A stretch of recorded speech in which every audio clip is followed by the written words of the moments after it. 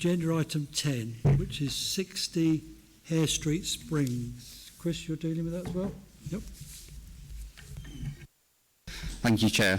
So this is at 60 Hare Street Springs, and the proposal is to convert the existing HMO into 3 two-bedroom flats and one bedroom flat, along with the construction of a 2-storey side and rear extension and a single-storey rear extension. It also includes the repositioning of windows and the relocation of the front door, above which a new canopy is proposed to be erected. This shows an aerial image of the site. This shows the proposed site plan. An existing site image. A further existing site photograph. And then a further existing site photograph. This is the proposed front elevation. This is the proposed rear elevation.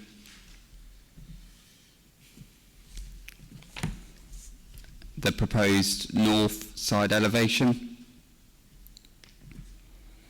And then the proposed south side elevation. The proposed ground floor plan. The proposed first floor plan. Then turning to the recommendation is that committee resolve to approve planning permission subject to the conditions as listed in the report. Thank you. Thank you, Chris. Members, questions? Councillor Carter. Thank you, Chair. There's no reference to parking for this particular property, but then having looked at the photograph and the, probably 1.5 metre embankment at the front, it probably explains why. But I see there was an application to demolish a garage.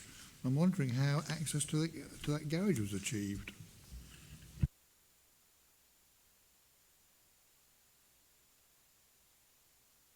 So the issues to parking is raised on page 84 of the agenda. So there is requirement for 7 spaces, none are provided on site, but there's a supporting statement which includes the proposal to provide 4 spaces to the rear of 2 Collins Meadow. There's also some existing street spaces that would remain available to the front of the site, and in this case the site is in a highly sustainable location directly opposite a bus stop, and is in walking distance to the town centre.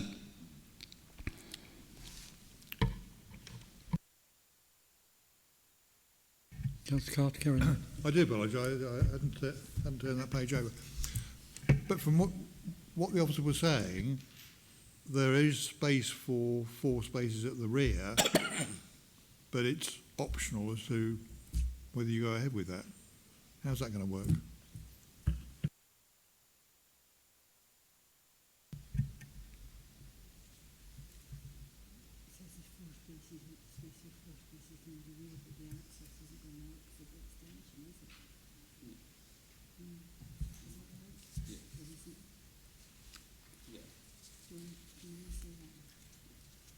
So to the rear, there wouldn't be any space because of where the extension would be. There wouldn't be any be able to access that part to the rear of the property.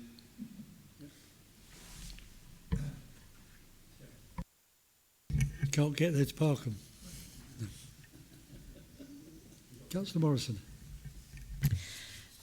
Thank you. First of all, I notice that Bob Purton is the applicant again. I remember on a previous occasion he was an applicant, but it's really the council, isn't it?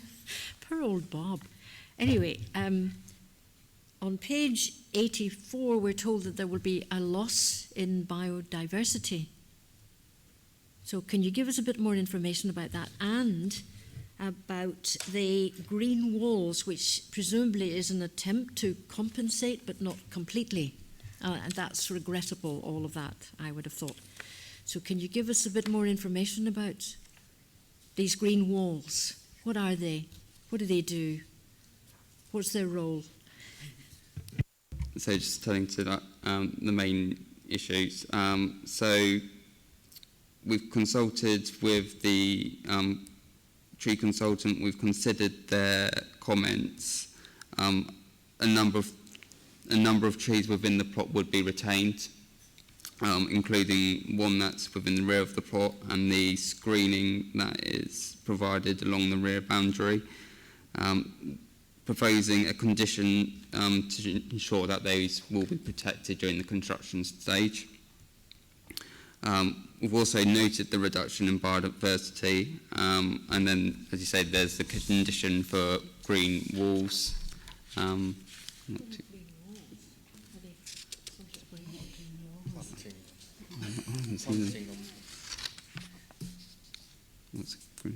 Is it some kind of planting? Yeah, so a green wall is I'm not supposed to answer the question. Sorry.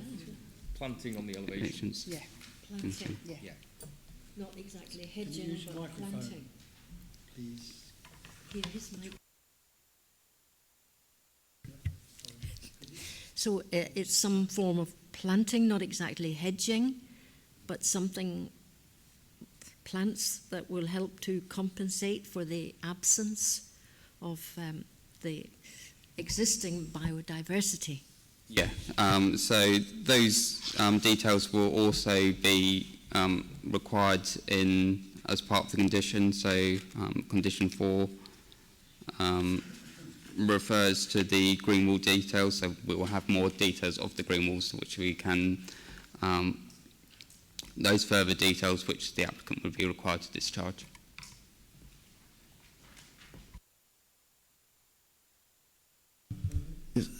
Sorry, I didn't quite follow all of that. And I think I've got the same question as Councillor Morrison about the green walls. I mean, is this sort of plant a hedge, or is it, a brick wall painted green? What is a green wall? Sorry.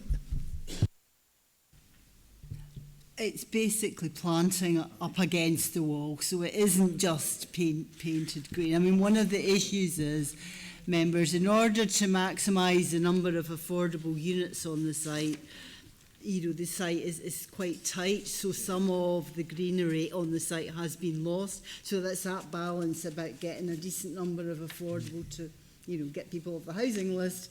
And so this is a compromise whereby you can have some planting within the remaining space.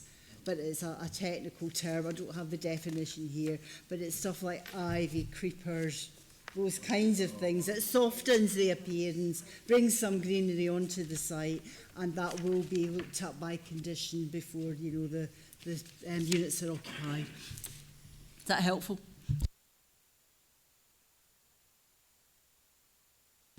Yeah, another one, it's once again to do with the working hours, but you've probably spotted that already, Chair. Working hours, I think it's condition 5. Yes, hours 7 a.m. to 7 p.m. We usually make it 8, and we did with an earlier application, so I'm calling for consistency here. Is that possible, do you think? Is consistency possible, Chair?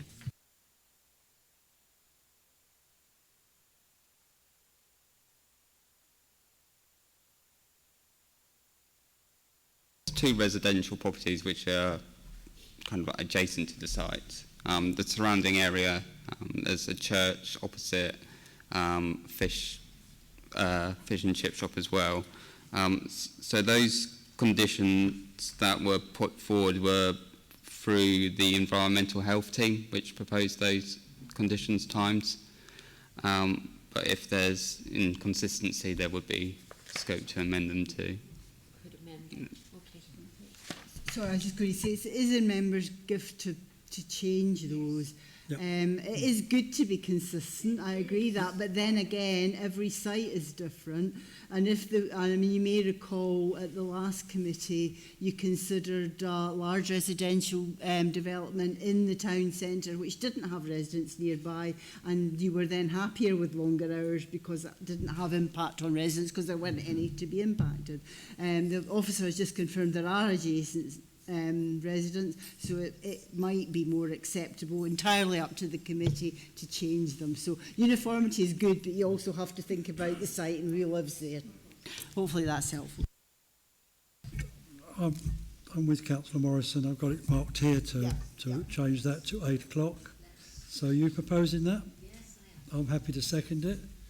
So we're changing the working hours to 8 o'clock. All agreed? So, okay, thank you very much. Any more?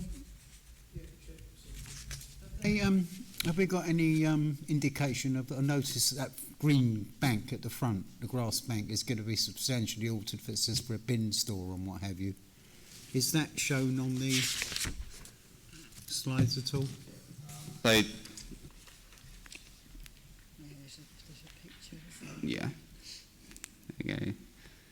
Yeah, so there's the to the green, the bank to the front, as you said, there's some landscaping that would be proposed there. Again, that's been conditioned, so the applicant would require to provide those further details for us to discharge. Okay. Shall we go to the recommendation then, which is on page, I've lost the page now, page 85. Sorry? We've been having a debate, haven't we? Do we want any more debate then? No? I thought we'd been having that. The recommendation is on at page 85, which is to grant planning permission. All those in favour with the amendment to the working hours? It's carried. Thank you very much indeed. Right, what's next? Are there any references from other committees? No. Only one matter of urgent business, fairly urgent. As you know, it's Pauline's last meeting with us. And we don't know whether we'll be back either. So that's the other side of the coin. So I'd like personally to thank Pauline and her staff for all the help she's given us over the last 12 months, you know. Thank you. Thank you, Chair. And I've enjoyed it, mostly. yeah, mostly. And in some respects, I hope to see you all next year. Thank you very much. Good night.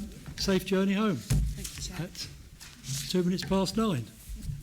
It's not too bad, is it?